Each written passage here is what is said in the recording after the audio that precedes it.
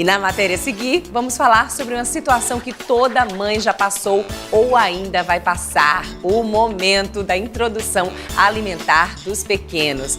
O fato é que essa nova fase deixa dúvidas. Será que o sal é proibido? Quais alimentos são bem-vindos e quais não são? Bom, essas e muitas outras dúvidas serão tiradas agora na matéria a seguir. A pequena Marcela está descobrindo um mundo novo de cores e sabores. A bagunça e a curiosidade fazem parte da fase de introdução alimentar, que, segundo a OMS, começa aos 6 meses.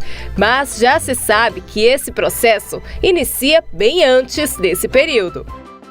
Desde quando a criança está no peito da mãe ou recebendo a fórmula infantil, durante a gestação, a alimentação dos pais já está influenciando aí no futuro da criança. Cíntia sempre cuidou do cardápio e garante que a introdução alimentar da filha foi tranquila. Ela tem comido de tudo, ela come super bem, a gente não oferece industrializado, não pretende oferecer. E algumas particularidades da nossa dieta aqui na família, que a gente não come carboidrato simples, então a gente não come massa, pão, trigo, derivados de trigo, a gente não quer aplicar com ela também, né? Então ela come os carboidratos presentes nos legumes, nas frutas, nesses alimentos. Ela come muito bem batata doce, banana, carne, frango, come banana todo dia, a gente brinca chamando de bananeirinha, porque ela adora banana com abacate, com mamão. Então, assim, ela me surpreendeu. Durante a introdução alimentar, as refeições devem ser o mais natural possível e os industrializados esquecidos. Esses alimentos, eles são cheios de corante, cheios de adoçante, muitos têm adição de vários tipos de açúcar, outros adição de gordura. Nada disso é recomendado para uma criança. E a nutricionista ressalta que o açúcar ainda é o maior vilão. A criança estava acostumada só com o gosto do leite materno, que não é adoçado. E aí a gente começa a introdução alimentar já criando esse vício no açúcar. E depois que a criança começa a comer o alimento com a adição do açúcar, ela não aceita mais o alimento in natura. Ela não reconhece mais o sabor do alimento sem o açúcar. E ainda predispõe para futuras doenças. A criança pode se tornar obesa, diabética, câncer. A gente já vê inúmeros estudos falando disso. Outra dica importante é deixar que os pequenos sintam o gosto dos alimentos separadamente. A gente amassa abóbora, amassa batata doce. Eu procuro amassar nas porções para ela pelo menos ver as cores, para não fazer uma mistura de ser tudo a mesma coisa e ao mesmo tempo nada, para que ela consiga sentir, eu estou comendo isso, tem um gosto, eu estou comendo essa outra coisa que tem outro gosto, que ela ainda não sabe os nomes, mas ela vai aprendendo conforme ela vai crescendo, né?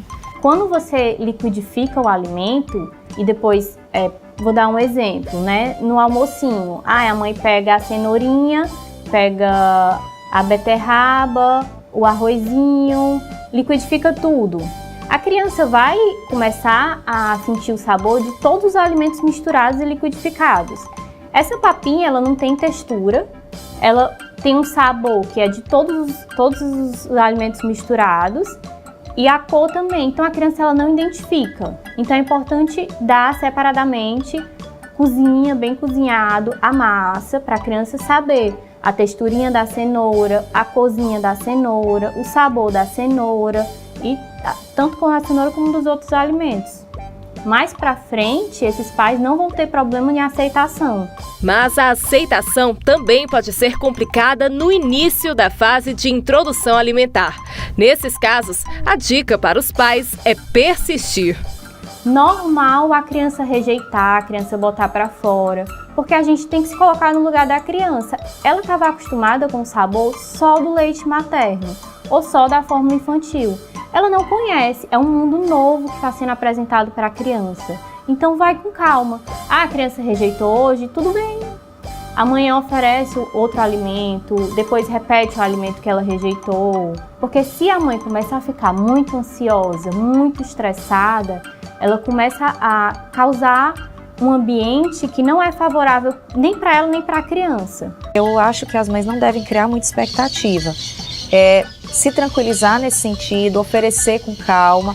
Ele não aceitou o que eu ofereci hoje, isso não é um para sempre. Seguir o fluxo natural das coisas e não impor nada. Não forçar, ele vai ter que comer, eu amassei essa banana, ele vai ter que comer até o fim. Não, se ele só quiser a metade, dê só a metade. Se ele quiser um pouco mais, dê um pouco mais. O bebê não tem gula, porque as mães ou as pessoas que cuidam dos bebês devem observar isso com muito cuidado e não forçar, e deixar o bebê à vontade, principalmente à vontade, para que ele mesmo siga nesse aprendizado, né? Porque todo aprendizado ele é lento e gradual, então eu acho que isso é que é o mais importante.